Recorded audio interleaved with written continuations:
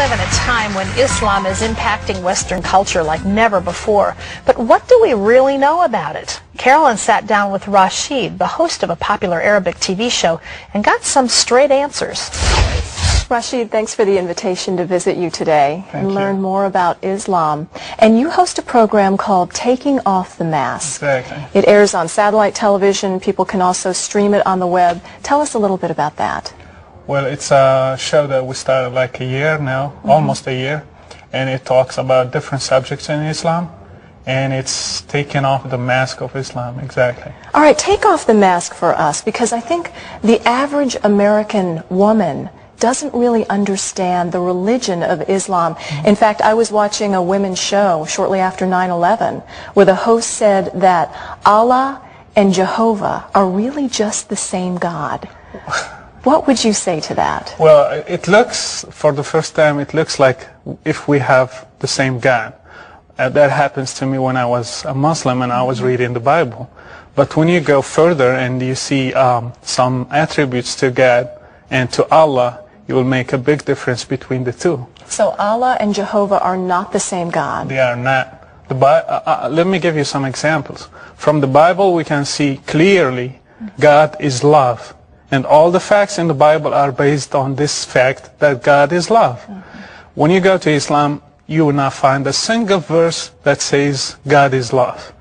Now, you grew up in the Muslim culture and became a Christian. What led you to that, and how did your family respond?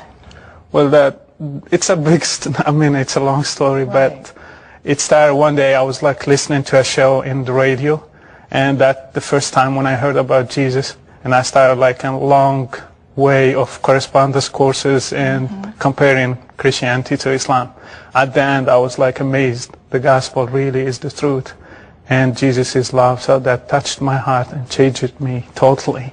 Speaking of love and the different religions, we look at Islam, Americans again, who don't necessarily understand, and we don't understand all the violence that we see around this religion on sometimes the most innocuous things, like a cartoon of the Prophet Mohammed. To us, most of our political and religious leaders will end up as a cartoon.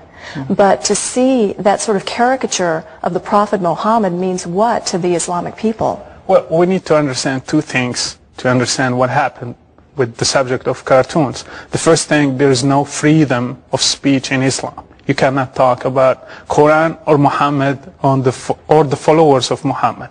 They are holy. Nobody can criticize them. Nobody can question them. They are above anything else. So this is the first thing. The second thing, the cartoons, they were about Muhammad. If you read the Quran, you will find clearly that Muhammad is above Allah himself.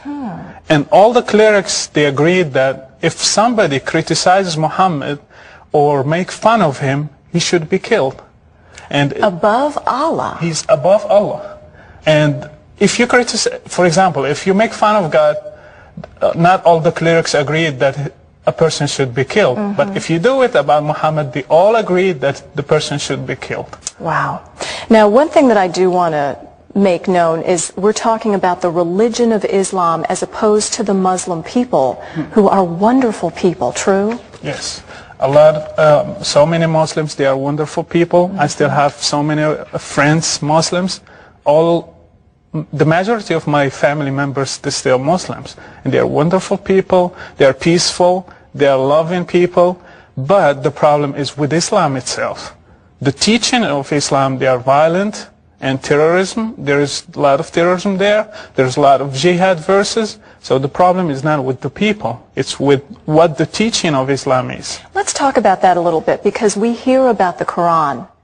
And many Americans think, well, the Quran is just another version of the Bible. That's true. A lot of Americans think that. Tell us. It looks like the same the first time, because Muhammad was good in copy-paste. You know, he took a lot of verses from the Bible and he put them in the Quran. But if you go deep into the Quran, you find totally it's the opposite of the Bible. You will not find God is deceiver in the Bible. You will find God is the great deceiver in the Quran.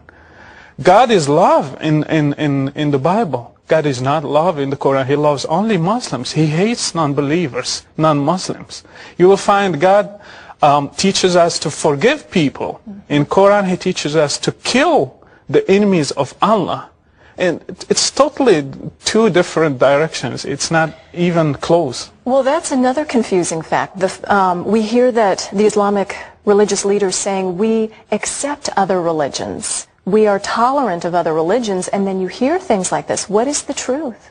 That's true. They keep saying that. But they need to give us proof. What the sayings of Muhammad, what the Quran says about it. The Quran says clearly about Jews that they are sons of pigs, sons of monkeys, and Christians are astray, and they are like misled. And the Muslim, when he prays like 17 times a day, he says that the Christians and Jews are wrath and astray. He keeps repeating that 17 times a day. And you are not allowed to greet Christians and Jews according to Muhammad. And they are the last sayings of Muhammad when he was dying. He said, "Curse be upon Jews and Christians." That's his last words. Well, I'll tell you, we've only just begun to unravel this, but you are doing this all the time on a program called Taking Off the Mask.